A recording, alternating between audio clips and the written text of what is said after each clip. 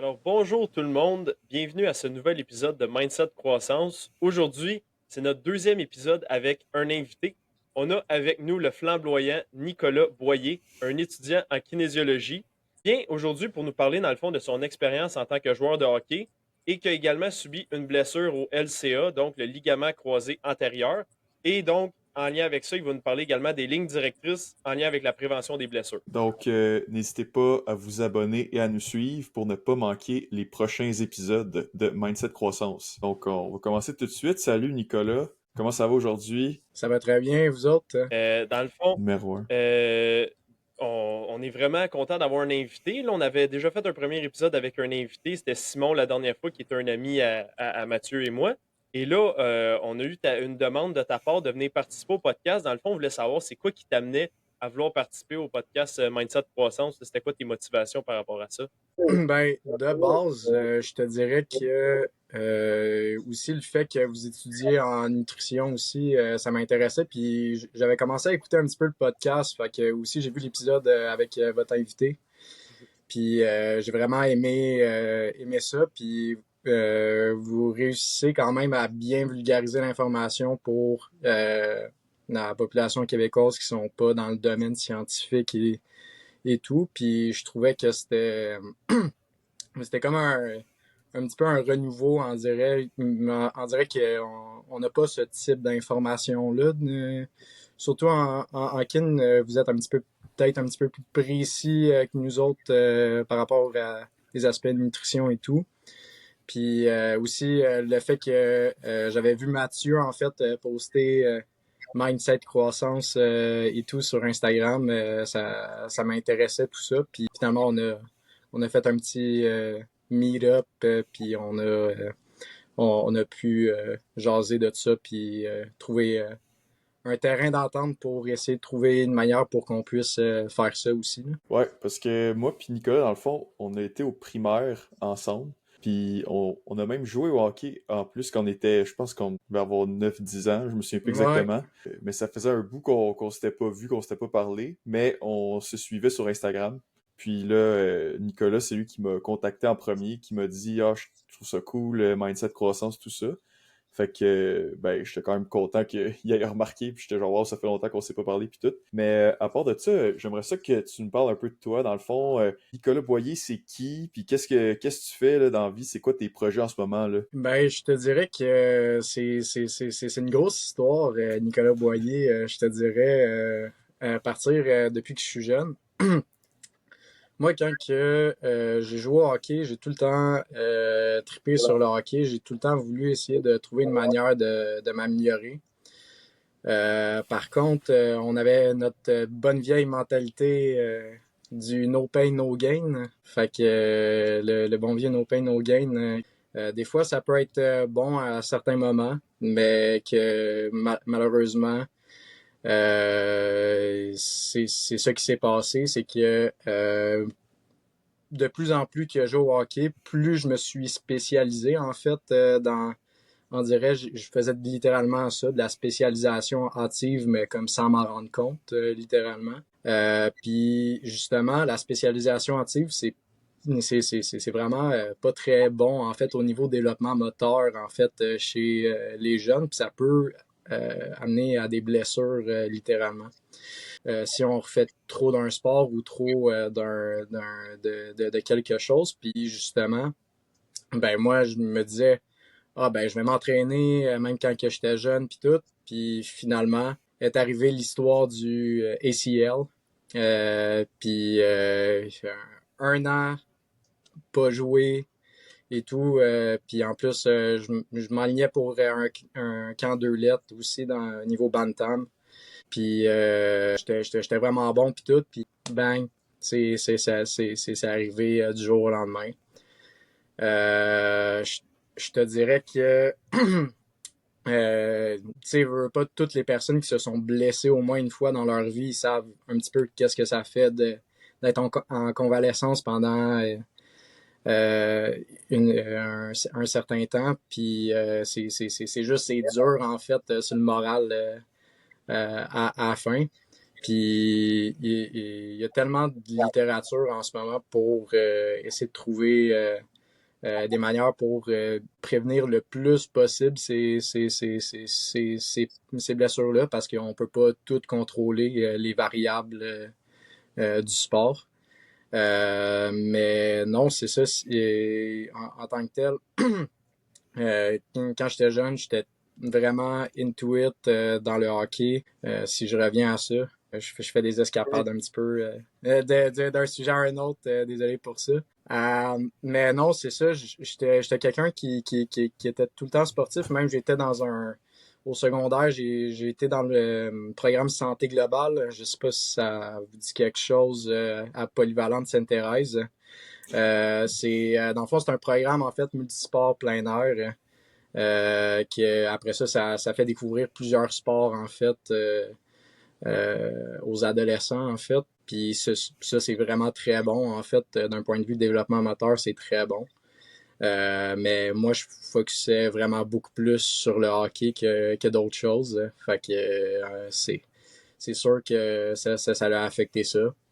Puis c'est niaiseux, mais aujourd'hui j'ai une plaque de métal dans mon bras, en plus de mon ACL parce que j'ai abusé un petit peu du sport, mais en même temps c'était pas de ma faute. Mais c'est ça, je te dirais que tout ce background-là de pourquoi je me suis blessé, ben c'est la raison pour laquelle que je suis allé en technique de physiothérapie pendant un petit peu quelques années, ben juste 1 an et demi, je te dirais. Puis dans le fond, ce que je voulais en fait, c'était plus prévenir avant de guérir. Physiothérapie, c'est beaucoup plus du traitement. Moi, je m'oriente beaucoup plus vers la prévention en fait. Puis c'est ça, c'est là que je voulais aller faire un bac en éducation physique, mais là finalement j'ai remarqué que c'était pas pour moi. Le primaire et le secondaire. Donc, je me suis orienté vers la kinésiologie, qui aujourd'hui me fascine à tous les jours, en fait. Je fais des formations sur le côté en continu. Qui peuvent aller vraiment deep. Littéralement, c'est fou à quel point quel corps humain même en nutrition, au niveau biochimie, vous voyez un petit peu que c'est démoniaque un peu, là, à un certain point. Là. Mais c'est ça, c'est ça, c'est ça qui m'emmène justement vers euh, la kinésiologie, c'était pour prévenir avant de guérir, puis essayer de trouver les meilleures façons, en fait, pour s'assurer qu'on soit le plus fonctionnel, mais dans divers types de mouvements ou dans les mouvements qu'on veut effectuer littéralement. Ok, fait que si je recap dans le fond, depuis que tu es tout jeune, tu joues au hockey. Puis durant ton adolescence, tu t'es vraiment plus spécialisé dans le hockey. Tu as fait ton programme santé globale au secondaire, mais même à ça, c'était vraiment le hockey qui était vraiment Mhm. ton enjeu, ton sport principal. Un moment donné, il est arrivé qu'est-ce qui était pour arriver, tu t'es blessé, il est arrivé quelque chose. Puis à partir de ça, dans le fond, le rétablissement et tout ça, ça a été vraiment difficile, ça a été long, puis on en reparlera plus tard aussi. Tout ça, ça t'a mené à vouloir faire quelque chose en prévention des blessures dans le sport ou comme en éducation. Fait que physiothérapie, éducation physique, là, finalement, t'es en kinésiologie. Qu'est-ce qui est en kinésiologie par rapport aux deux autres professions que tu avais commencé puis que tu n'as pas continué? Qu'est-ce qu'en kinésiologie, vraiment, c'est ça qui te passionne le plus puis c'est ça qui t'amène vers où est-ce que tu vas aller dans le futur? Ben, c'est que la kinésiologie, en fait, je pense, peut-être à cause que j'ai fait la technique en physiothérapie, peut-être qu'il y avait une différence au niveau du programme ou quoi que ce soit, puis même au bac en éducation physique, euh, il y avait moins de... en tout cas, peut-être aussi au niveau des profs que j'ai eus, je sais pas si ça a fait une différence aussi. Je te dirais que c'est vraiment le bac de kinésiologie qui m'a vraiment donné vraiment les bases, les fondements en fait de la science de l'activité physique. Euh, Puis en fait, c'est ça qui m'a permis en fait de mieux comprendre en fait des aspects peut-être plus biomécaniques, des aspects plus neuromoteurs, au niveau neuromusculaire, au niveau de la physiologie en fait de l'exercice. C'est quoi les adaptations par rapport à divers éléments. Je te dirais que puis ça m'a vraiment poussé en fait à me dépasser vraiment le bac en kinésiologie. Souvent c'est des passerelles en fait pour aller à des études admettons comme médecin ou quoi que ce soit. Mais je trouve qu'il y a comme quelque chose d'intéressant en fait en kin que justement qui risque d'avoir un beau futur en fait dans les prochaines années. Surtout qu'aujourd'hui, même vous en parlez justement dans votre podcast, taux d'obésité, puis à quel point que la nutrition c'est vraiment important en fait pour ça. Puis même le podcast où vous parliez de l'entraînement en résistance, ben c'est justement c'est littéralement important en fait que les gens puissent bouger en fait pour créer des adaptations littéralement pour faire en sorte d'avoir des saines habitudes de vie. Mais souvent, des fois, ça va vraiment beaucoup plus loin que ça. Souvent, avec une spécialisation en kinésiologie, on regarde beaucoup plus des aspects plus mécaniques, je te dirais. Fait que qu'est-ce qui se passe au niveau de l'omoplate, qu'est-ce qui se passe au niveau de la hanche, qu'est-ce qui se passe au niveau du transfert de force, littéralement, lors d'un mouvement type. Puis des fois, c'est littéralement sur le terrain, en fait, que tu dois faire le move parce que on n'a pas les éléments quantifiables pour ça. Souvent, on a des lignes directrices, mais on n'a pas comme une plateforme de force, un dynamomètre par exemple, c'est des outils qu'on utilise en kinésiologie pour savoir la force, en fait, qu'on produit littéralement par le biais de l'utilisation de différents groupes musculaires. Fait que c'est vraiment ça. Je te dirais que grosso modo, la raison pourquoi je suis allé en kinésiologie, c'était pour vraiment aller chercher un petit peu peut-être plus loin en fait dans ma pensée. Puis vu que j'étais à l'université,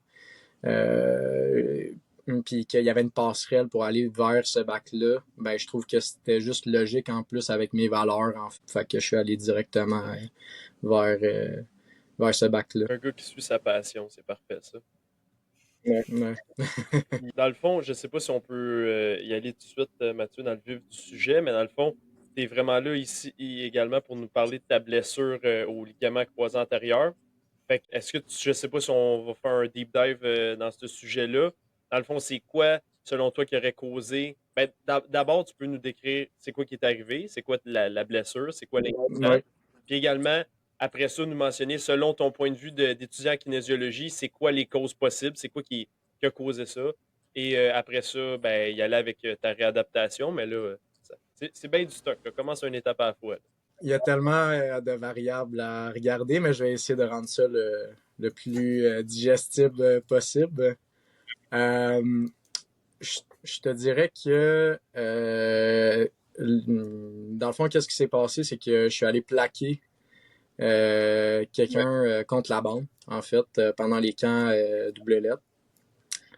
Puis, juste vous dire qu'au hockey, quand que tu te colles sur la bande, ben, c'est un effet comme protecteur, en fait, que si t'étais genre à 2 mètres de la bande. Parce que si tu te fais plaquer et tu t'es pas collé sur la bande, ben, tu vas revoler, littéralement. Tandis que la personne avait décidé de se coller contre la bande, fait qu'elle fait comme partie intégrante de la bande. Fait que quand j'ai plaqué, ben moi j'ai rebondi de l'autre côté.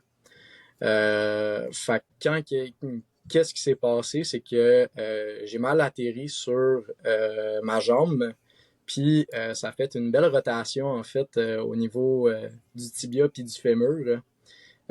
Puis dans le fond, c'est que ça a fait clock. Fait que là, déchirure du ligament croisé antérieur.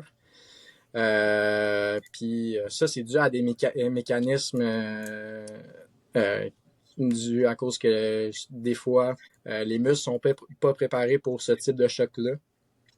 Le système neuromoteur, il est pas prêt à recevoir ces chocs-là, vu que c'est comme imprévisible. Il n'y a pas comme les capacités, en fait, pour comprendre littéralement qu'est-ce qui s'est passé.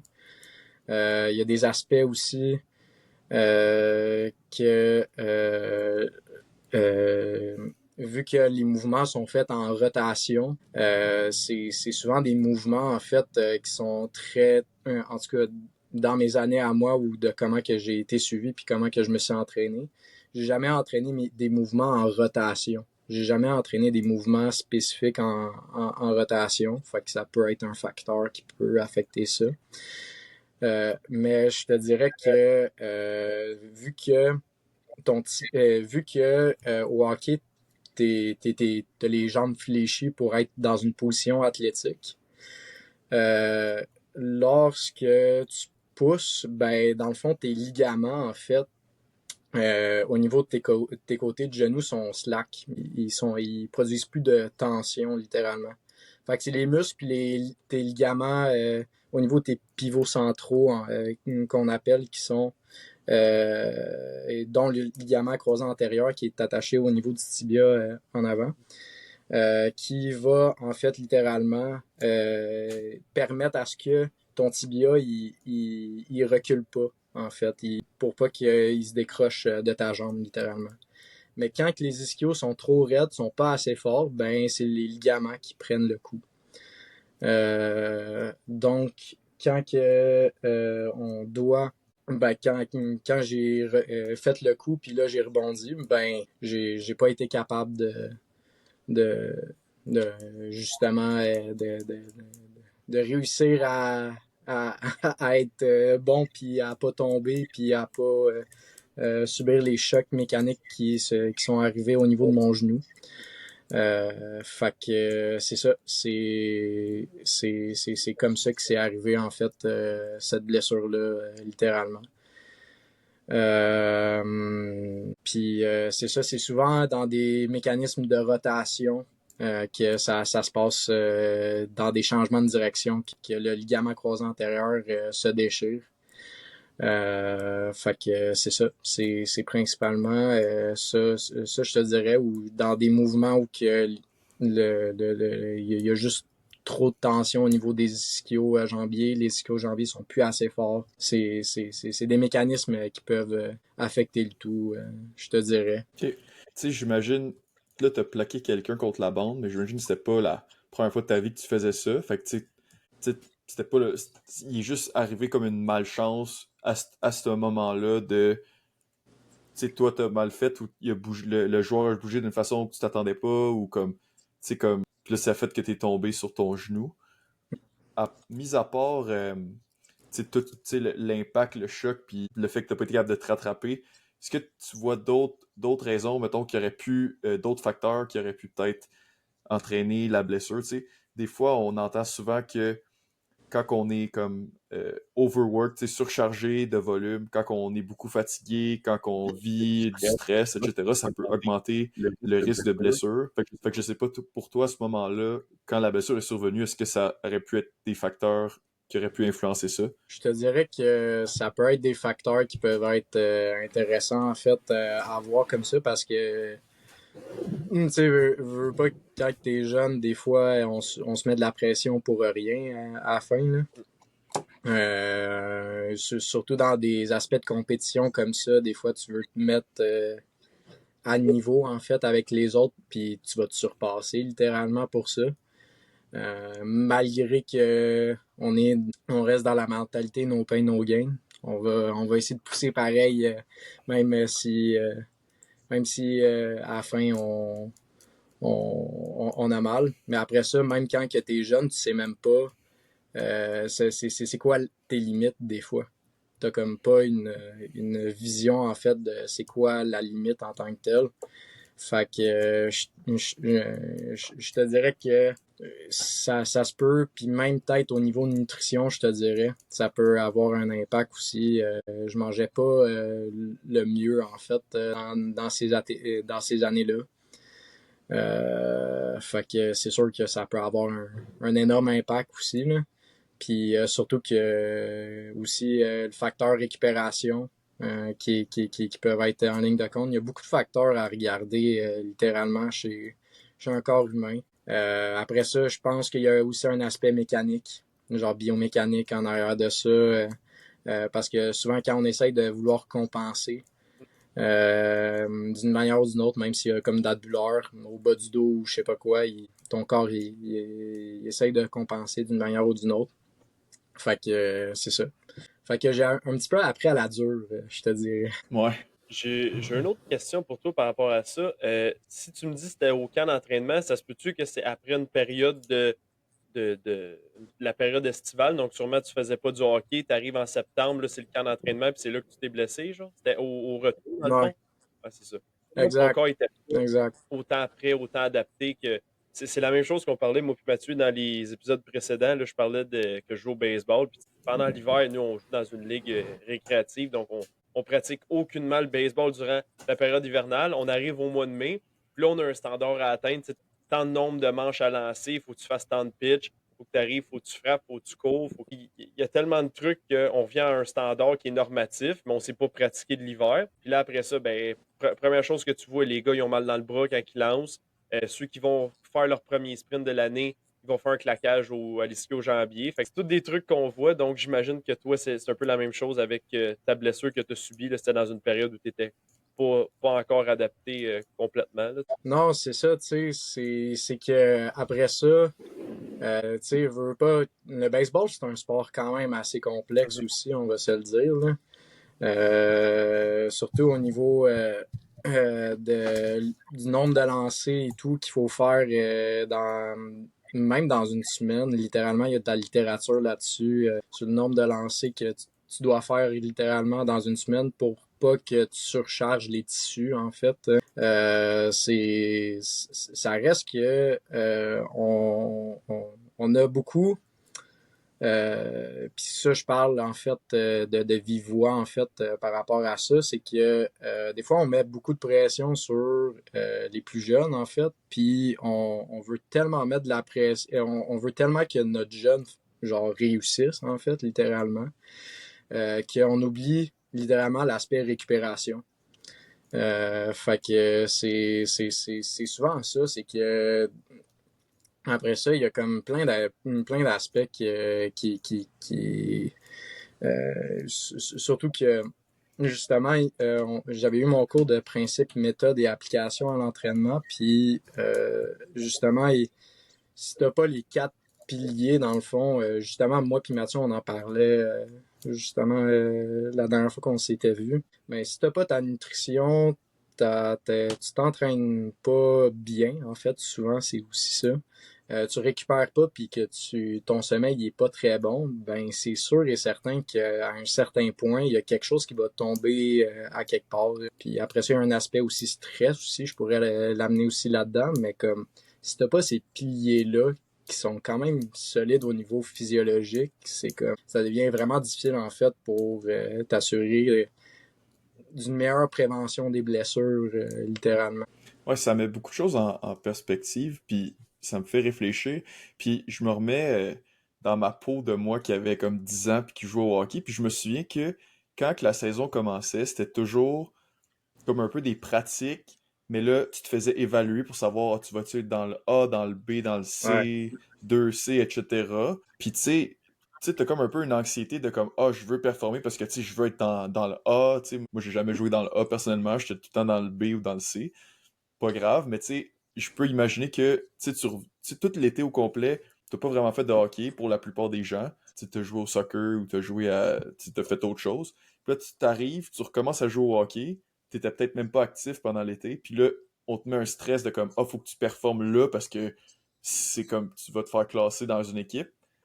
Fait que, tu sais, ça fait beaucoup d'éléments, tu sais, tu sais, t'es pas adapté à faire du hockey, tu sais, ta charge de travail, ton volume de travail que t'es capable de faire, il est sûrement diminué parce que t'en faisais pas avant. Là, peut-être que t'es stressé parce que tu veux performer. Puis, tu sais, je me souviens au football, c'était la même chose quand la saison de football commençait. il y avait des camps d'entraînement, puis là, si tu fais pas l'équipe, tu joues pas au football. Et encore là, c'est un peu du stress, là, tu sais, puis tu veux performer, puis là, tu te pousses, puis là, t'es full raqué après parce que t'as pas bougé, genre, depuis des mois, puis là, soudainement, faut que tu bouges, puis que tu performes. Fait que, ouais, je pense que peut-être que ça, c'est des choses que peut-être dans le futur, ça serait à repenser pour, tu sais, essayer de, je veux pas protéger nos jeunes, ou tu sais, essayer de prévenir qu'il y a des affaires de même qui se passent, là, parce que c'est vraiment dommage, là. Mm, tout à fait. Littéralement, tu sais, c'est des choses à passer pour le futur, tu sais. On n'y pense pas, mais tu sais, tu disais que justement, William, que pendant l'hiver, on lance plus de balles, puis après ça, on commence pendant l'été. Mais mettons, si on pense admettons, à des pays comme plus de sud, admettons, dans le sud, puis qu'eux, ils jouent au baseball quasiment à l'année, mais eux, ils ont quasiment comme créé les adaptations dialed in dans leur physiologie, c'est quasiment dans leur ADN, littéralement, ce qu'ils font. S'ils sont en plus tout bien gérés et tout devrait bien se passer malgré que au niveau, comme je te dis, il y a comme des aspects, en plus on le sait, dans notre domaine, il y a beaucoup des aspects culturels aussi en arrière de ça. C'est juste que ça l'affecte aussi, tu sais, veux pas, je parlais de spécialisation active au début. Ça l'affecte un petit peu le développement moteur à la fin de l'enfant après ça pour être capable de bouger en fait dans divers contextes d'activité physique. Puis c'est ça qu'on veut à la fin, c'est que on arrive dans différents contextes, que ce soit genre glisser sur de la glace ou quoi que ce soit, c'est niaiseux, mais glisser sur de la glace, c'est une forme d'activité physique, hein, entre guillemets. Mais tu sais, c'est ça, c'est d'être capable d'avoir une multitude de manières de bouger pour que ton corps il soit capable de recevoir en fait les chocs mécaniques. C'est sûr, il y a un aspect spécificité qui rentre en ligne de compte. Fait que non, c'est ça, c'est vraiment ça dépend en fait littéralement d'une euh, de plein de variables au niveau mécanique. Est-ce que tu fais bien ton transfert de poids, par exemple, mécaniquement lors de ton lancer, pour que tu le sentes moins dans ton bras? Il y a comme plein d'éléments à regarder en même temps qui rendent la chose vraiment, ça devient quasiment un art, pour de vrai. Ça devient un art, littéralement. Tu parles beaucoup de spécialisation hâtive des fois. Là. Ça serait à partir de quel âge qu'on pourrait vraiment dire, OK, là, cet enfant-là, il a un peu touché à tout. Là, mettons, on veut le spécialiser, mettre juste au hockey. Au Québec, on a une grosse culture de hockey, mais mettons, à partir de Ouais. quel âge tu dirais ça serait comme une bonne idée, selon la littérature, de dire, hey, là, OK, vraiment à partir de, mettons, 15 ans, 18 ans, on peut vraiment focuser juste sur un sport pour développer un athlète olympique. Là, y a-tu un âge, en fait? C'est quoi selon toi? Là? Ouais, c'est vraiment une bonne question, puis ça me rapporte à mon cours de développement moteur, littéralement, qu'on a eu avec justement vraiment un bon prof, un gars de terrain, littéralement, là. Puis justement, il me disait que, puis il nous montrait des athlètes, justement. Il y en a que jusqu'à leur 18 ans, en fait, jusqu'à l'âge adulte, en fait, il y a comme un moment, en fait, qui est plus prédisposé, en fait, pour aller plus vers une spécificité du sport. Souvent, les meilleurs athlètes, puis tu pourras regarder, les meilleurs athlètes, souvent, ils faisaient 3 sports pendant leur jeunesse.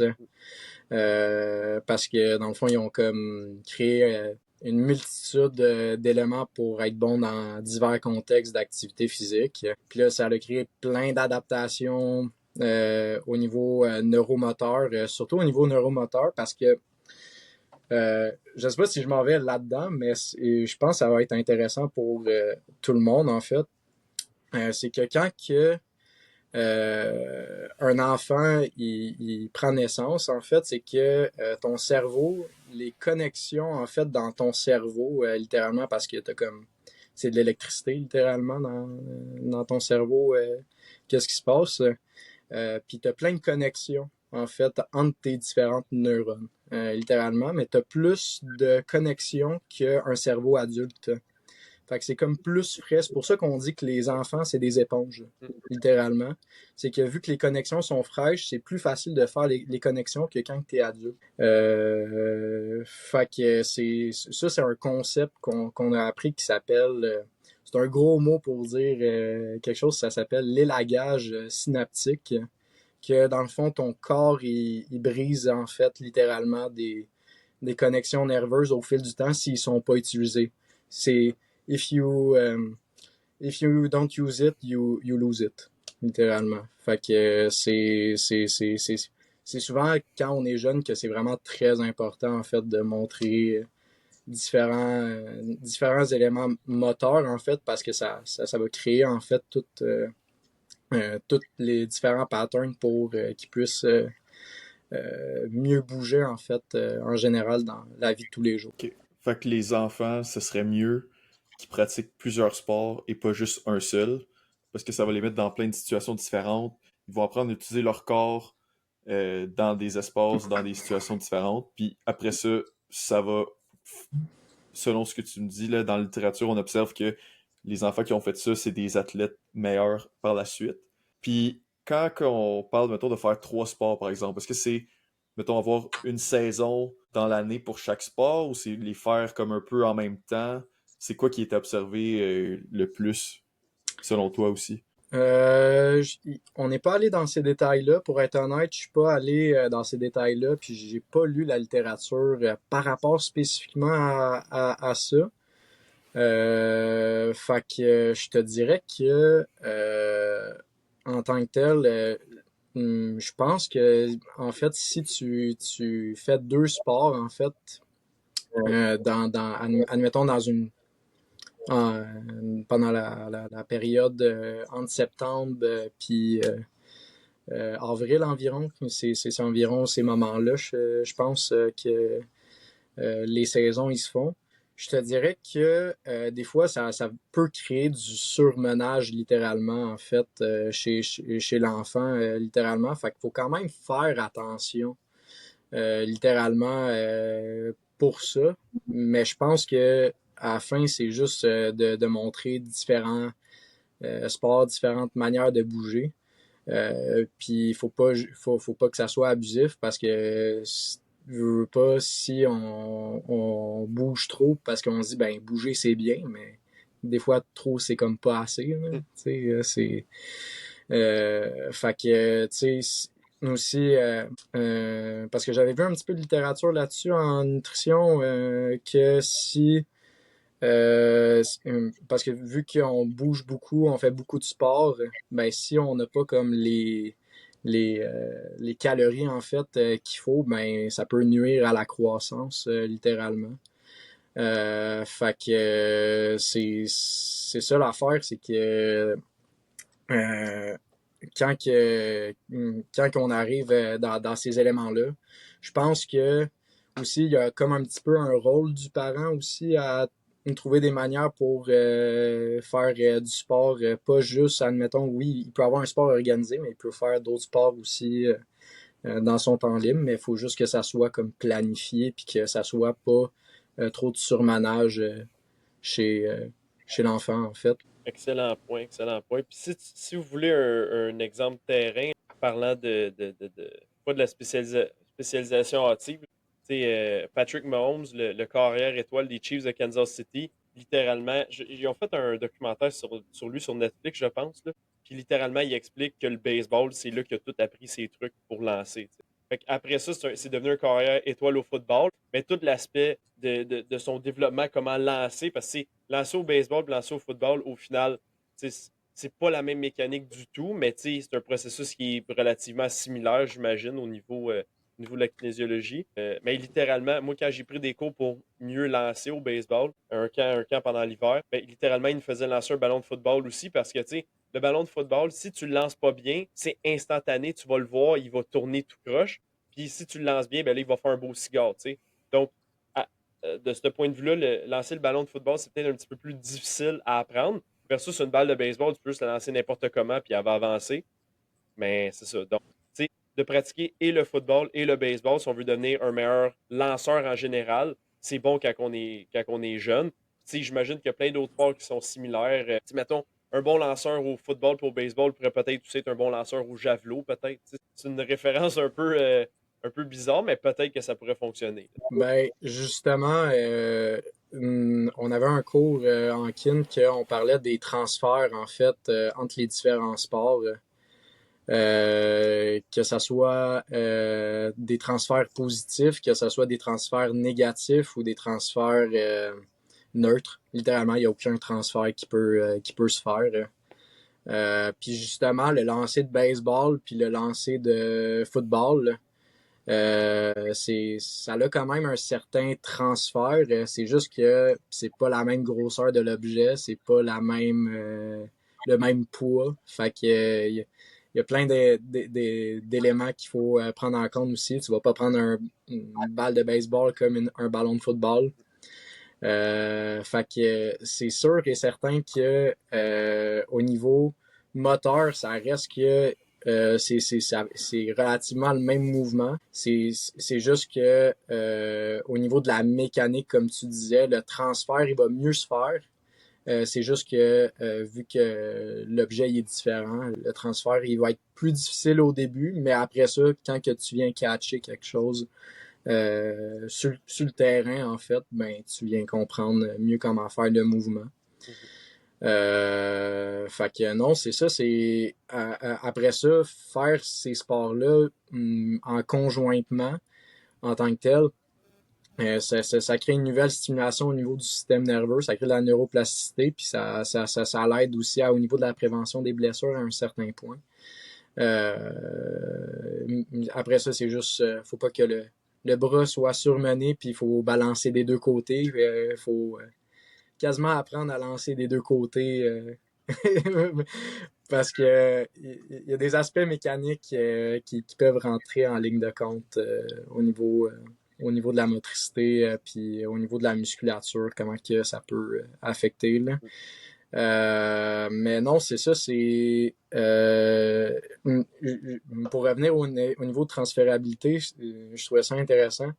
Il y avait un gars, voyons, c'est qui donc?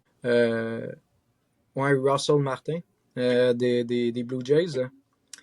Lui, il a passé du baseball au golf. Puis, dans le fond, quand parce qu'à la fin, c'est le même mouvement, mais c'est pas la même mécanique encore. C'est frapper au baseball avec un bat de baseball versus faire un swing de golf. C'est pas la même chose. Puis ça, c'est une forme de transfert négatif. C'est qu'il y avait de la misère à enlever son swing de baseball là, quand il jouait au golf. Fait que ça, c'est quelque chose qui est quand même intéressant puis qui est quand même drôle. Fun fact, on pourrait dire. Mais on est divergé un petit peu sur le sujet. Hein? Oh, oui, Ouais, mais c'est pas c'est pas grave, c'est grave. pas grave. Mais, tu sais, moi, être bien franc avec toi, là, nous, quand on joue au baseball, là, tous ceux qui vont jouer au golf, là, ça paraît. Là, parce que là, ils reviennent la game après, puis le swing, il passe en dessous de la balle, il passe en dessous de la balle. Puis ceux, mettons, que c'est des golfeurs qui jouent depuis qu'ils sont jeunes, là, tu sais, il y en a vraiment qui aiment vraiment ça le golf, là, puis qui viennent essayer le baseball, là, hey, c'est difficile au début. Là, c'est tellement. Puis là, s'ils deviennent bons au baseball, ben là, ils en reperdent au golf, puis inversement. Donc, c'est vraiment deux sports qui se mélangent mal entre les deux. Là. Mais je vais laisser Mathieu faire la suite. Ouais, non, c'est vraiment intéressant. Je voulais te demander, William, si t'avais remarqué ça au golf, ça a l'air que oui, fait que c'est quand même drôle. Mais oui. Mais ouais, c'était une parenthèse super intéressante, là, vraiment, là, sur la spécialisation versus, tu sais, diversifier au niveau des jeunes, là, le sport. Mais si on revient à ta blessure là, au Ouais. genou durant le hockey, je Mhm. voulais savoir comment ça l'a, tu sais, tu nous en as dit un peu un mot tantôt, mais comment ça l'a affecté ta carrière de hockeyeur, mais Hmm. aussi comment avoir une blessure comme ça affecte ta vie en général, puis surtout je pensais à ta santé mentale, tu sais, quand tu es vraiment dans le hockey, là, all-in, puis que soudainement, tu peux plus en faire pendant, tu m'avais dit 1 an, je pense. Tu sais, comment ça t'a affecté, puis comment t'as pu passer au travers de ça? Ouais, c'est une bonne question. Mais tu sais, je veux pas, quand que, tu sais, je veux pas, ça 1 an sans faire de sport. Je me rappelle, j'avais la grosse botte, en fait, pour bloquer mon genou pour pas que je me pète la gueule encore. Mais non, c'est ça, c'est c'est quand même tough pour de vrai au niveau mental, je te dirais, de garder le cap, en fait, parce que aussi, t'es comme sur de la morphine aussi, un peu, pour faire en sorte que euh, tu atténues tes douleurs un peu momentanément. Puis, c'est après ça, quand que tu rembarques à l'école, parce que j'étais encore au secondaire, tu sais, pendant ces moments-là. Fait que quand que je suis arrivé à l'école, je savais même pas où est-ce qu'on était rendu à l'école. Fait que je suis juste arrivé dans le cours, puis j'essayais de me retrouver, j'essayais de trouver le cap puis tout. Mais je te dirais que j'ai tout le temps eu comme un bon mental, je te dirais, pour essayer de passer à travers les choses. D'où un peu, je pense que ça m'a un petit peu forgé aussi par rapport à ça. La bonne vieille mentalité, no pain, no gain. Il y a du mal là-dedans, mais il y a des bénéfices un petit peu à un certain point. Mais l'affaire, c'est qu'il faut que tu le fasses de la bonne façon, entre guillemets, là. Mais c'est ça, c'est euh, quand que, quand j'étais là-dedans, c'est sûr que c'était difficile de comme pas bouger parce que tu sais bouger c'est comme vu que je suis comme dans un bac aussi là-dedans aussi c'était comme la chose en fait à faire ou quoi que ce soit. Fait que c'est ça qui me passionnait littéralement là.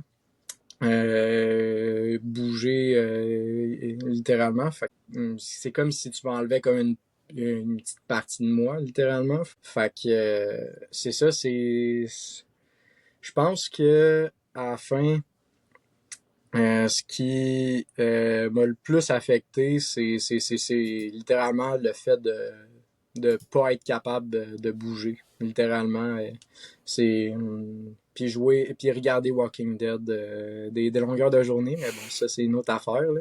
Mais mais c'était pas mal ça que je faisais, tu sais.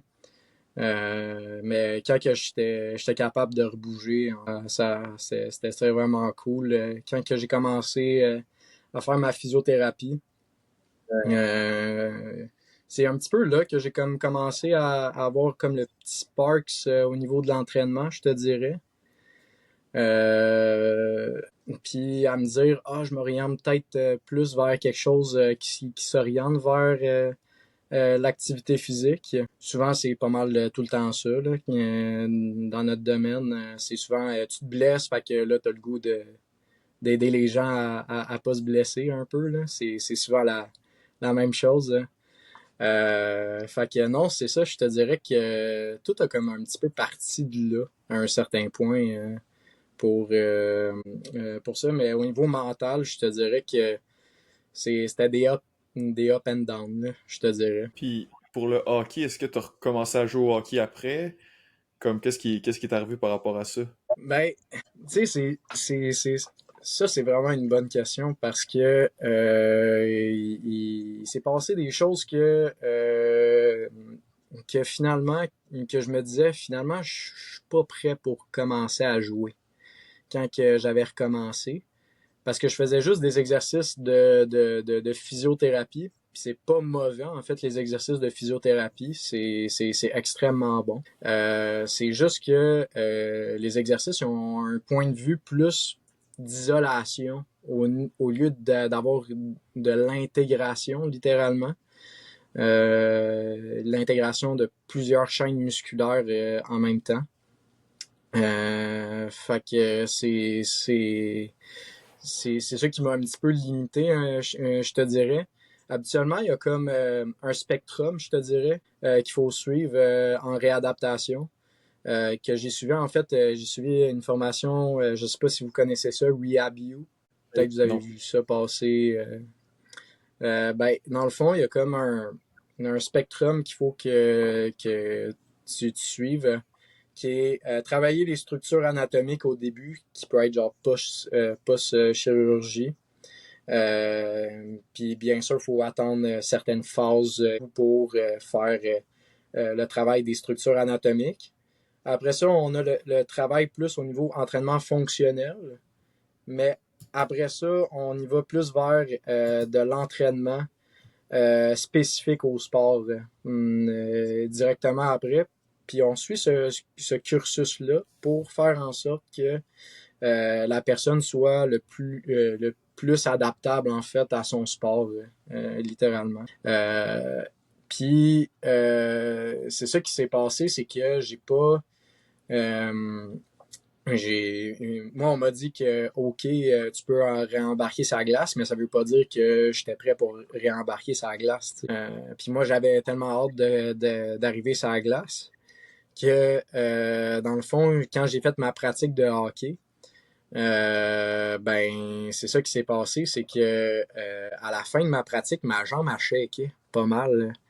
Parce que j'avais tellement créé un nouveau stress sur ma jambe qui était pas habituel, littéralement, puis le corps était pas capable de s'adapter à, à l'environnement, que j'ai été vraiment raqué pendant un gros bout, je te dirais, après ça. Fait que on a pris les précautions pour faire en sorte que je récupère bien. Fait que non, c'est ça, je te dirais que il y a beaucoup de marches à suivre, en fait, littéralement, pour faire en sorte qu'on soit le mieux préparé, le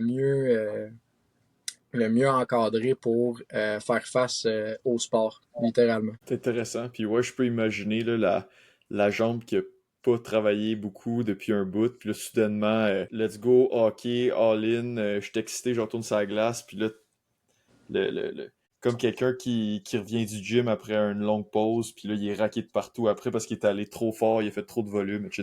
C'est sûr que c'est quelque chose à faire attention. J'espère pour toi que ça t'a pas causé plus de problèmes après que tu t'es rétabli, là. Non, j'ai vraiment été chanceux là-dessus, je te dirais, par rapport à ça.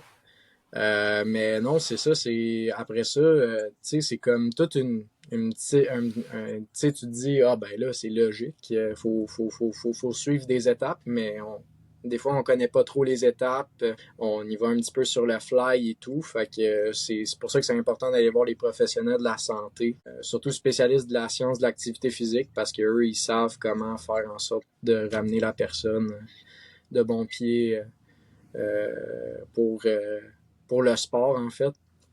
Puis justement, après ça, quand tu entraînes différents éléments, puis je vais en nommer quelques-uns, que ce soit ton contrôle moteur au niveau des hanches puis au niveau du tronc, pour qu'il y ait une bonne synergie entre les forces par rapport à ça, une bonne mobilité, un bon mouvement, des exercices fonctionnels qui par rapport au sport, puis un petit peu dans autre chose pour permettre un développement moteur autre que le sport spécifique, de l'entraînement cardiovasculaire pour créer des adaptations en endurance. Après ça, l'aspect éducation pour trouver les erreurs au niveau de la biomécanique. Puis après ça, quelque chose qu'on parle souvent en entraînement, ben la manière de comment j'ai perdu mon train d'idée. La manière de comment on manage la charge, en fait. Excuse-moi mon anglicisme, là, mais comment qu'on gère la charge. Puis là, quand tu parles de charge d'entraînement comme un peu ton volume d'entraînement, ou tu parles de la charge, mettons, parce que moi je peux imaginer, mettons, en entraînement au gym, le poids sur la barre, littéralement, là. Effectivement. Effectivement, je te dirais que La charge, en fait, sur la barre, c'est important, mais aussi le volume d'entraînement parce que tes tissus sont pas. Faut que tu saches faire en sorte qu'ils sachent comment s'adapter, littéralement, à des nouveaux stimuli. Fait que faut qu'il y ait une progression de la charge, littéralement, comme le bon vieux terme en anglais, progressive overload. Mhm. Fait que faut s'assurer que la charge elle soit bien faite aussi. Mais aussi, juste ajuster la biomécanique d'un mouvement peut être littéralement un changement, en fait, pour stimuler, en fait, le muscle différemment. Puis engager plus de masse musculaire. Il y a plein de manières qu'on peut gérer la charge parce que notre corps il s'adapte en fonction d'une manière précise, par exemple. Puis des fois, il faut essayer de trouver une manière de trouver des manières pour surcharger en fait le corps pour qu'il soit capable de progresser dans le temps. Puis ça peut être par augmenter la charge, ça peut être augmenter le volume, changer la mécanique, ça peut être le temps de repos, ça peut être littéralement le tempo. Fait qu'il y a plein de variables qu'on peut jouer littéralement pour s'assurer de faire en sorte qu'on ait un différent stimuli. Puis là, on parlait comme. Là, c'était peut-être plus axé sur, mettons, un entraînement tu sais, au gym de poids. Mais je peux imaginer aussi quelqu'un qui revient dans le sport du hockey, par exemple, qui revient comme toi d'une blessure, tu sais, puis qui veut gérer la charge d'entraînement comme faut, justement, pour pas, tu sais, pour revenir tranquillement, puis pas se reblesser. Mais tu sais, il y a le volume, dans le fond, tu sais, combien de temps tu vas patiner, tu vas-tu patiner pendant 15 minutes la première fois, puis après ça, un petit peu plus. Puis l'intensité, tu sais, c'est un peu comparé comme le poids sur la barre, mais comme l'intensité que tu vas mettre dans ton coup de patin aussi, j'imagine, faut comme l'augmenter progressivement pour pas trop être intense dès le début. Effectivement, faut regarder plusieurs variables, tu sais, puis après ça, il faut regarder les modalités qui se passent au niveau du sport. Moi, j'ai fait un stage en performance, puis dans le fond, on devait élucider les différentes variables, en fait, littéralement, qui faisaient le sport. Puis après ça, c'est de voir, ça peut aller jusque-là, là, mais ça, c'est vraiment spécifique, puis c'est moins par rapport, puis on veut moins spécialiser les enfants, mais ça reste qu'ils vont quasiment se spécialiser eux-mêmes parce que ils vont créer des adaptations en fonction de la position, en fait, du joueur, que ce soit joueur de centre, que ce soit joueur ailier ou défenseur, ou même goaler, les adaptations vont pas être les mêmes parce que d'une manière ou d'une autre, il y en a qui patinent plus, il y en a qui patinent moins. Après ça, le temps de jeu passé sur la glace. Après ça, on regarde différentes modalités du jeu de hockey, puis après ça, on essaie d'adapter notre entraînement autour de ces variables-là, littéralement. Je sais pas. William, tu veux-tu ajouter quelque Ouais, ben chose? là, non, c'est très bon, j'écoute, j'apprends. Mais je sais pas si là, t'en as parlé quand même pas mal, la prévention des blessures. Moi, l'affaire qui m'intriguait le plus, c'était euh, maintenant que tu as toutes ces connaissances-là, est-ce que tu aurais géré ta prévention de blessures différemment? Puis est-ce que ta guérison, ton processus de guérison aurait été différent dans le fond avec la même blessure, là? Comment tu ferais les trucs différemment? Mais je te dirais que je pourrais littéralement dire que le plus important, des fois, on dit que c'est tellement une question difficile parce qu'il y a tellement de variables, en fait, à prendre en considération là, dans ta question. Je vais aller de même. Euh, je te dirais que, veux pas, tout ce qui était au début au niveau de la physio, c'était parfait. Au niveau du travail des structures et tout. Mais je te dirais que ce que j'aurais fait différemment, c'est vraiment d'amener une surcharge progressive qui est pas mal plus adaptable au niveau du sport, littéralement.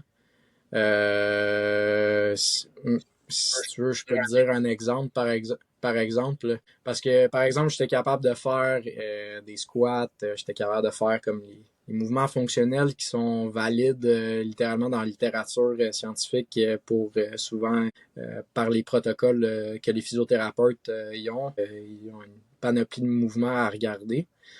Mais je te dirais que le plus important, je te dirais, c'est souvent l'entraînement spécifique au sport parce que euh, c'est niaiseux ce que je vais te dire, mais ça veut pas dire que tu squattes lourd, que tu es capable de patiner comme du monde. Mais c'est ça, c'est un peu ça parce que au niveau neuromoteur, c'est vraiment pas la même chose au niveau des adaptations. Puis littéralement, je m'aurais mis quasiment, c'est niaiseux, là, je m'aurais littéralement mis en patin. Souvent, il y a des compagnies comme Neologic qui en fait qui font ça, qui font des entraînements littéralement avec des poulets avec les patins d'un pied. Fait que c'est juste pour créer un stimuli qui va être adaptable en fait au niveau de la musculature. Que ça peut être avec des poulies, ça peut être avec vraiment différents éléments, mais qui se rapportent le plus possible au contexte en fait du sport. Puis c'est ça, c'est quand même intéressant parce que même aujourd'hui au niveau de la culture, on est comme est-ce qu'on fait du squat, bench, deadlift ou on va plus vers des exercices spécifiques au sport. Il y a une bonne culture en arrière de ça par rapport à ça. Fait que je pense que ça dépend de comment qu'on joue avec les variables puis comment qu'on respecte les principes d'entraînement littéralement. Fait que non, c'est ça. Je te dirais que ce que j'aurais fait de différent, c'est que j'aurais essayé de trouver une manière de m'adapter en fait à mon environnement avant d'arriver dans l'environnement spécifique.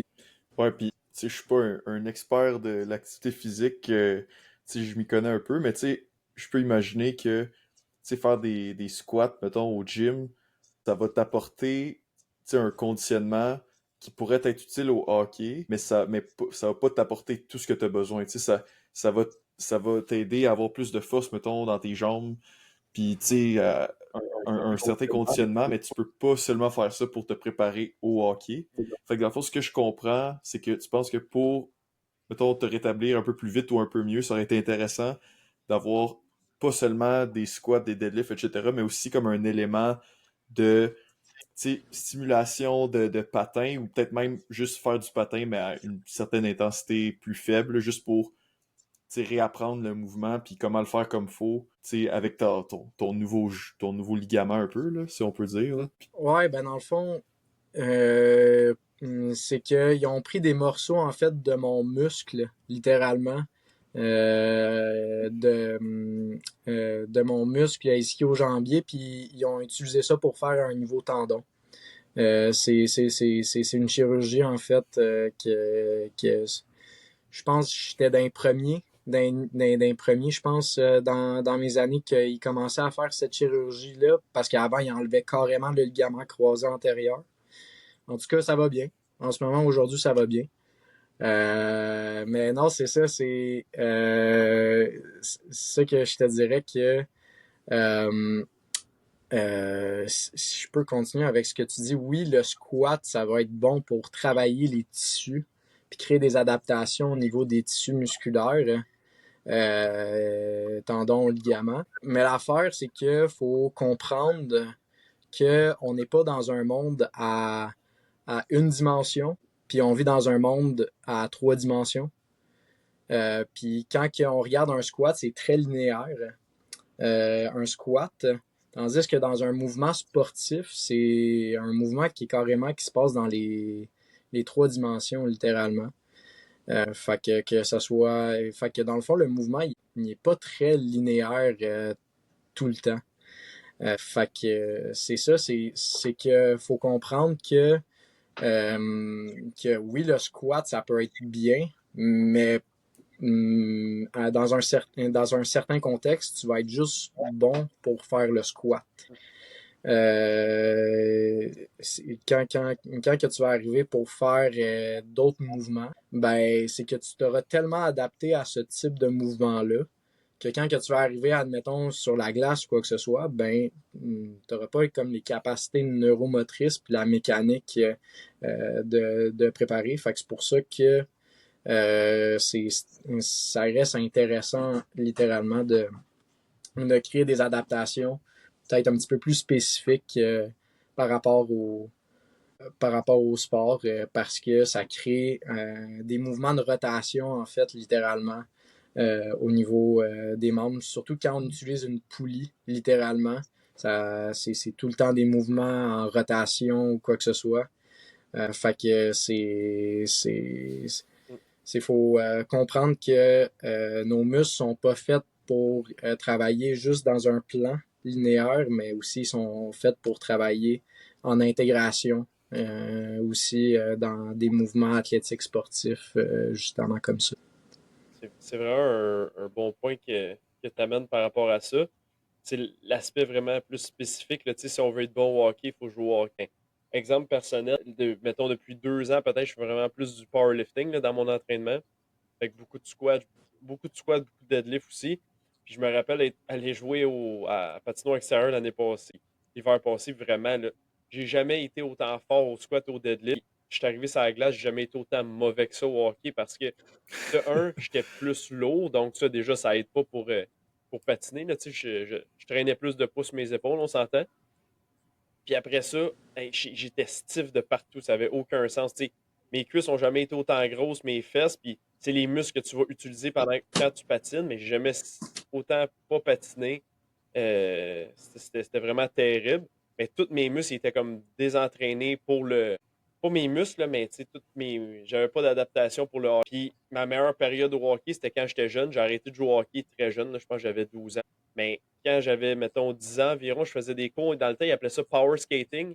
Donc, ça fait un peu référence au truc que tu parlais, le truc de poulie là, que tu peux faire à la maison. Mais moi, j'allais littéralement dans un centre où on patinait avec, je me rappelle plus si c'était des rollerblades ou un patin adapté, mais dans le fond, on patinait sur des genres de rouleaux qui tournaient. Puis là, c'est ça, ils nous mettaient différentes intensités, des angles, tout ça. Mais vraiment, à cet endroit-là, on pouvait pratiquer notre coup de patin vraiment. Donc, on pouvait faire ça. Le conjointement, après ça, quand on embarquait sur la glace, ben, notre coup de patin était meilleur, nos muscles étaient adaptés, nos ligaments, nos tendons. Donc là, quand on embarquait sur la glace, après ça, il suffisait plus que de jouer au hockey. Là, mais l'aspect patin, il était déjà pratiqué beaucoup. Donc, ça revient à dire que si on veut être bon à patiner, il faut patiner. Parce que le squat et le deadlift, il va t'amener à être bon au squat pour deadlift uniquement. Là, il y a un petit peu de transfert, je pense, mais pas de temps que ça. Oui, vas-y, Mathieu. J'allais dire, ben, tu sais, c'est plus toi, Nicolas, qui devrait savoir, mais, tu sais, par exemple, un athlète de hockey, justement, tu sais, que la majorité de son entraînement, c'est être sur des patins, être sur de la patinoire, mais qu'on vient ajouter un petit peu, quelques fois par semaine, du conditionnement, genre, en puissance, en force, en hypertrophie, mettons, etc., tu sais, dans des mouvements, dans la salle d'entraînement. J'aurais l'impression de dire que ça pourrait, à ce moment-là, améliorer la performance au hockey. J'imagine que tu es d'accord avec moi, Nicolas. Oui, ça va créer des adaptations pour développer la force, la puissance, l'hypertrophie. Puis je te dirais que euh, parce que ça, je te dirais que c'est un sujet quand même assez chaud, je te dirais. Je si vous voulez, je peux aller peut-être un petit peu plus profond là-dessus, puis montrer peut-être deux côtés de la médaille, peut-être par rapport à ça, parce que c'est comme. C'est les deux côtés en ce moment que je vois. Est-ce que je peux Ouais, partir ouais, là-dessus? vas-y. Euh, OK. Euh, Quand que, on fait de l'entraînement, du conditionnement physique traditionnel, euh, c'est que, dans le fond, on va créer une surcharge au niveau des tissus, au niveau des tissus musculaires, puis ça va créer des adaptations spécifiques au niveau de ce mouvement-là, de la manière de comment tu le fais spécifiquement et tout. Euh, Puis, il faut que le mouvement soit fait de manière adéquate. C'est que là, on a comme une mentalité surtout aux États-Unis en ce moment, que eux, ils font pas de squat, de bench puis de deadlift. Il y a des mentalités comme ça. Ils vont juste pas faire de squat, bench, deadlift parce qu'ils ont vu que le risk to reward de ces exercices-là, même s'ils sont faits comme du monde, ça peut. Il voyait qu'il y avait plus de blessures. Il y avait plus un gros ratio de blessures en faisant ces exercices-là. Fait que là, en fait, la question, c'est est-ce que le squat te rend fonctionnel, en fait, quand que tu vas arriver sans glace? Peut-être ça va te créer un avantage au niveau de tes tissus musculaires, mais est-ce que ça va te créer des adaptations spécifiques à ce sport-là? Pas spécifiquement, mais il va y avoir un transfert de force puis de puissance parce que tes muscles, tes ligaments, tes tendons sont plus forts. Mais ça veut pas dire que tes tissus sont adaptés pour le sport en tant que tel. Parce que vu que le squat c'est fait dans le plan sagittal, fait que dans un plan qui est linéaire, comme ça ici, ben ce que ça fait, c'est que dans un mouvement sportif, c'est en 3 dimensions, comme que je disais tantôt. Fait que au niveau validité, au niveau scientifique, je te dirais que on a vu dans les études que oui, il y avait une amélioration au niveau des performances. Pas chez les athlètes, peu importe le sport, quand on utilisait ces mouvements-là. Par contre, je te dirais que l'autre revers de la médaille, c'est que vu que tu crées pas des adaptations qui sont spécifiques au sport, ce que ça peut faire littéralement, c'est que ton corps il est pas adapté à recevoir ces types de mécanismes-là, d'être sur une lame de patin qui est de je sais pas combien de millimètres,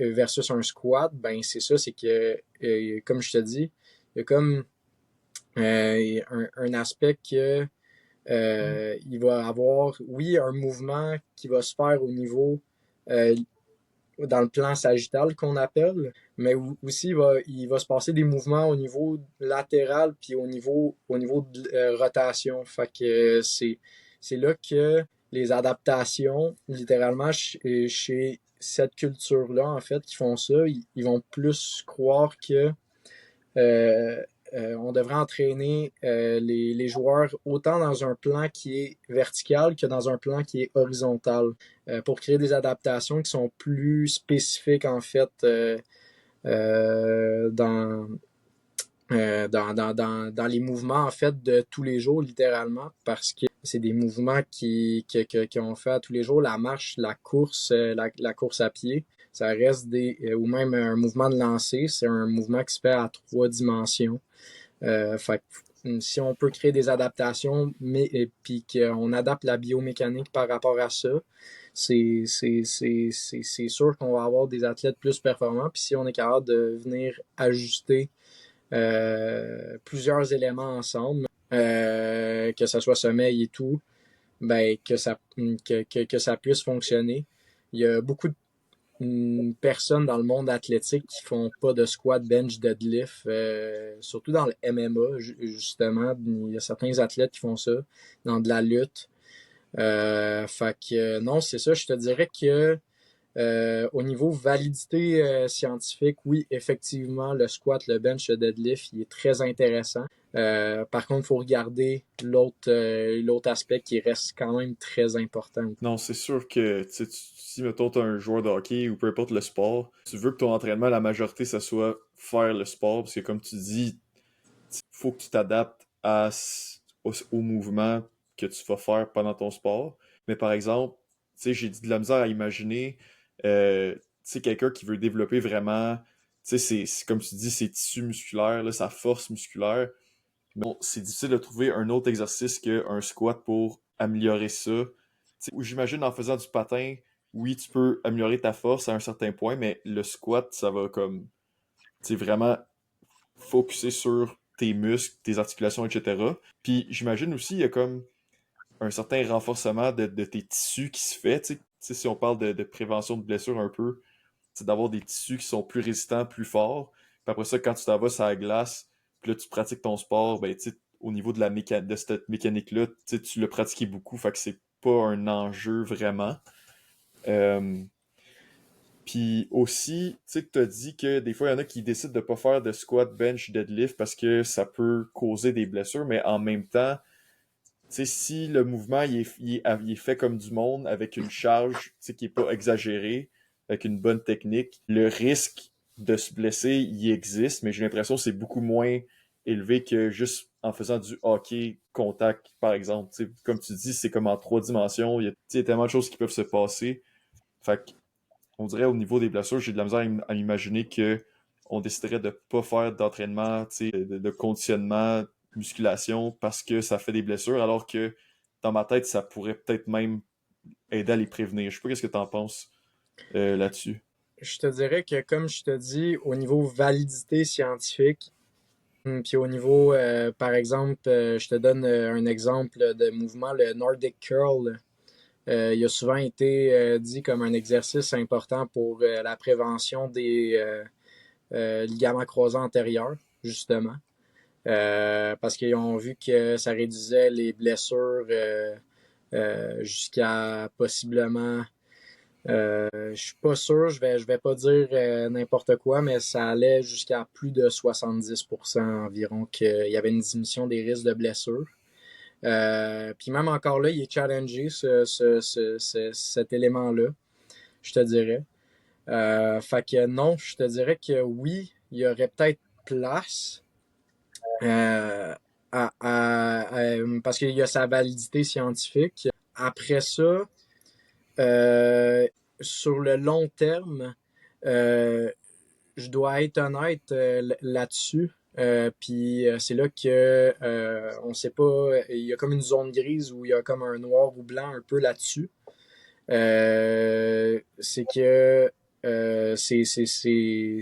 c'est que oui, tu vas avoir l'adaptation au niveau du squat que tu vas être beaucoup plus fort. Euh, Après ça, comme William il disait, ben quand que je faisais mes squats, mes deadlifts, puis quand que je suis allé sur la glace, je me sentais plus stiff. Fait que des fois, si on n'a pas bien fait notre périodisation ou comment qu'on a suggéré les charges, ben des fois on crée une moins bonne fonction en fait vers le hockey. Mhm. Fait que non, je te dirais que après ça, ça dépend. Il y a comme une question que ça dépend, rendu là. C'est ça. Puis j'imagine c'est ça, mettons, William, il fait pas du hockey vraiment, là, fait que c'est pas ça sa priorité, mais j'imagine que si on veut incorporer, du conditionnement physique, ben, il faudrait vraiment qu'on ait comme un expert en physiologie, en kinésiologie pour, dire, OK, à ce moment-là de la saison, on va en mettre, à ce moment-là, on va en mettre moins, on va en mettre plus, faire une périodisation, comme tu dis, qui a de l'allure, puis qui va permettre la performance optimale au moment opportun, là. Effectivement, c'est carrément ça. Il y a un aspect que il faut regarder la littérature, puis il faut regarder les lignes directrices par rapport à ça. Puis il faut s'adapter par rapport à qu'est-ce qu'on a sur le terrain parce que des fois, on voit des choses que là, il faut revenir à nos bases, à nos principes fondamentaux pour essayer de mieux gérer les choses le mieux du possible.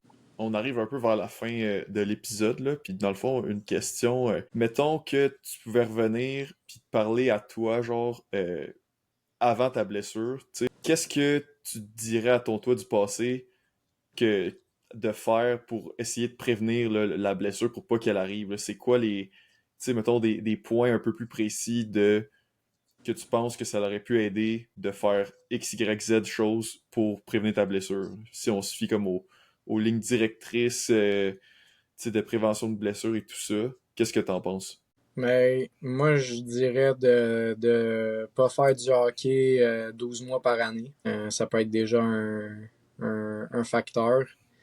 Après ça, ça peut être aussi euh, s'assurer que ma récupération est bonne, mon sommeil est bon, que je mange mieux, que justement qu'on aille voir un professionnel de la santé avant puis de s'assurer d'être bien suivi par ce professionnel de la santé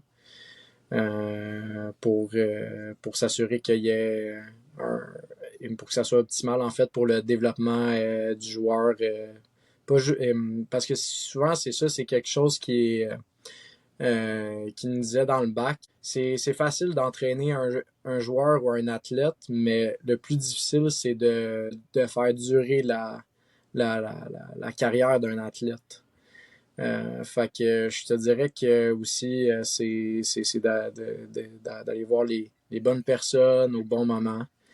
Fait que non, c'est ça, je te dirais que euh, en général, je te dirais euh, ça serait grosso modo les lignes comme ça, puis de m'entraîner dans divers contextes d'activité physique, littéralement.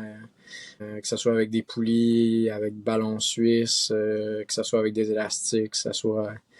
Il y a tellement d'éléments, de variables à regarder au niveau de la science de l'activité physique. Fait que je te dirais que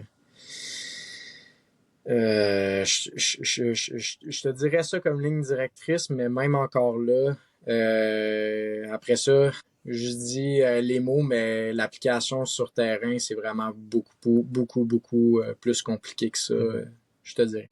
Puis tu penses-tu que s'il y avait eu un kinésiologue ou tu sais, un expert de l'activité physique tu sais, qui avait été en lien avec ton équipe de hockey ou avec l'organisation de hockey à laquelle tu pratiquais, ou tu sais, si les coachs avaient eu peut-être plus de formation par rapport à ça, tu penses-tu que ça aurait été possible de mieux te guider, puis de prévenir plus de blessures finalement, overall, chez les jeunes qui pratiquent le hockey, par exemple? C'est une question à double tranchante. Ouais. Euh, je te dirais que oui et non.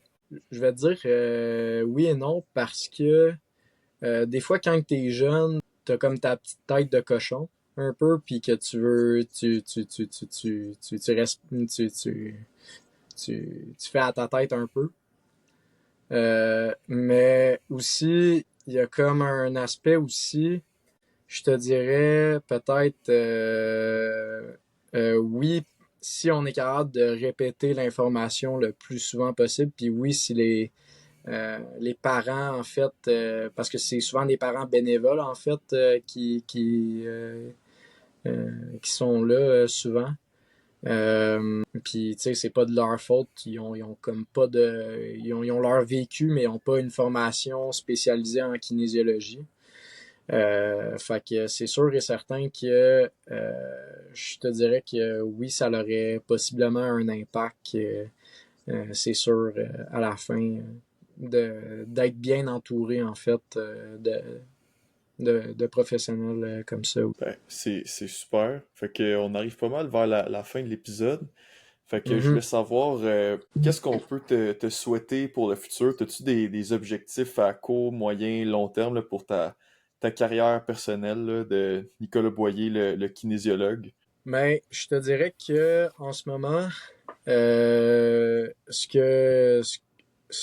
que j'aspire en ce moment, c'est que là, je m'en vais faire un stage au cégep en éducation. C'est drôle, je m'en vais pas faire primaire secondaire, mais je m'en vais au cégep. Parce que j'aimerais ça, en fait, donner des connaissances peut-être un petit peu plus techniques par rapport à différents éléments qu'on peut voir en kinésiologie. Puis que je trouve qui est quand même important pour adopter des saines habitudes de vie puis avoir conscience, en fait, des forces externes qui sont autour de nous. Fait que c'est peut-être un côté moi qui ressort parce que j'aimerais ça donner quelque chose aux générations qui suivent pour faire en sorte que il y ait plus de connaissances, plus de fondements, puis qu'ils soient mieux préparés, en fait, lorsqu'ils vont aller dans un centre de conditionnement physique ou qui veulent faire des mouvements divers, que ce soit par exemple en calisthénique, par exemple, ou en powerlifting ou whatever. Juste travailler peut-être plus en isolation ou quoi que ce soit. Fait que non, c'est ça, c'est que je vais montrer, je te dirais, différents éléments aux jeunes. Puis en ce moment, je pense fortement peut-être à faire une maîtrise, en fait. Puis en ce moment, ça serait sur un sujet qui est quand même nouveau, puis qui en ce moment, il y a de la littérature un petit peu plus ardue là-dessus, qui est valide aujourd'hui, puis qui est quand même fascinant, qui serait le système myofacial. Puis en ce moment, c'est ça que j'aspire en ce moment. C'est de mieux comprendre un petit peu comment que le système musculo-squelettique au niveau myofacial, comment qui fonctionne. Je sais pas si vous êtes familier avec ça. Non. Non? Je sais que tu m'en avais mentionné un mot la dernière fois qu'on s'était parlé, mais c'est vraiment pas notre expertise à ce niveau-là. Non, c'est ça. Je suis beaucoup de formations sur le côté. Puis, dans le fond, c'est niaiseux, ça va vraiment loin comme sujet d'étude. Puis c'est valide un petit peu. Il y a comme trois éléments par rapport à ça que c'est comme plus valide depuis 2016.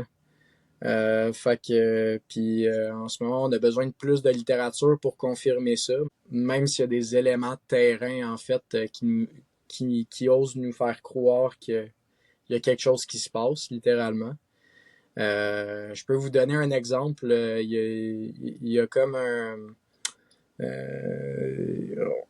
il y aurait des aspects qu'on croirait que notre langue, littéralement, est connectée après nos muscles d'orteil. En fait, fléchisseurs des orteils. Littéralement. Puis qu'est-ce que si on peut élaborer sur ce fun fact-là, as-tu une idée de comme pourquoi, ou y aurait-tu comme une raison, un lien quelconque qui s'expliquerait, ou on a juste observé ça puis on sait pas encore vraiment On sait pas encore réellement pourquoi, mais on sait qu'on est capable parce que j'ai suivi une formation là-dessus avec RehabU. Puis on apprenait comment contracter nos abdominaux avec notre langue puis nos orteils. Ouais, à ce point-là. Ouais. Ouais, jusqu'à ce point-là. Fait que ça nous apprend à ce que le corps il est comme carrément. Il fonctionne en intégration littéralement. Il est fait pour fonctionner de cette manière-là. Il y a des chaînes cinétiques qui existent. C'est juste qu'on comprend pas totalement qu'est-ce qui se passe, littéralement. On comprend pas complètement. Fait que c'est pour ça qu'on a besoin de plus de recherches là-dessus. Effectivement, il y a besoin de beaucoup plus de recherche. Il y a comme des théories, je pense, un petit peu là-dessus, mais c'est comme pas... on sait pas qu'est-ce qui se passe. Ben écoute, j'aimerais ça vraiment te remercier là, d'avoir participé au podcast et d'être venu enregistrer l'épisode avec nous ce soir. Là. On a vraiment parlé de plein de sujets super intéressants, là, que ce soit au niveau de ta blessure, au niveau du hockey, au niveau de la surspécialisation dans les sports chez les jeunes. Si on parle de comment mieux guérir, mieux prévenir les blessures, puis de plein d'autres sujets, tu as été vraiment en détail. Là. Fait que je te remercie beaucoup d'être venu nous partager ça. Et dans le fond, si on veut te retrouver, si on veut te suivre sur les médias sociaux, etc., où est-ce qu'on peut faire ça? Ben, ça peut être sur mon Instagram, kin_Nico. Je pose pas très, très, très souvent, mais en ce moment, je pense à poster des affaires plus spécifiques au niveau de la littérature, puis faire des petites explications un petit peu plus précises, puis amener un petit peu plus d'informations au niveau de la science de l'activité physique, parce qu'il y a des choses que on comprend moins bien au niveau des fondamentales, en fait. Fait que c'est un petit projet que je voulais commencer justement. Bon, ben, parfait. Fait qu'on va mettre ton lien dans la description. Fait que si les gens qui nous écoutent, ça vous intéresse, n'hésitez pas à aller le suivre sur Instagram. Peut-être avoir du contenu qui va s'en venir dans le futur. Donc, merci à tous là, vraiment d'avoir écouté cet épisode. Je vous invite à vous abonner sur YouTube, sur Spotify, à nous laisser un pouce en l'air si vous avez aimé l'épisode. Puis sur Spotify, vous pouvez nous mettre un 5 étoiles ou moins, si jamais, dépendamment comment vous avez apprécié le podcast jusqu'à maintenant. Vous pouvez aussi nous laisser des commentaires sur les différentes plateformes. Si vous avez des questions, si vous avez des critiques ou si seulement vous voulez nous faire part de votre appréciation ou des appréciations du podcast. Donc, on se retrouve la semaine prochaine pour un prochain épisode. Merci à tous. Mindset Croissance.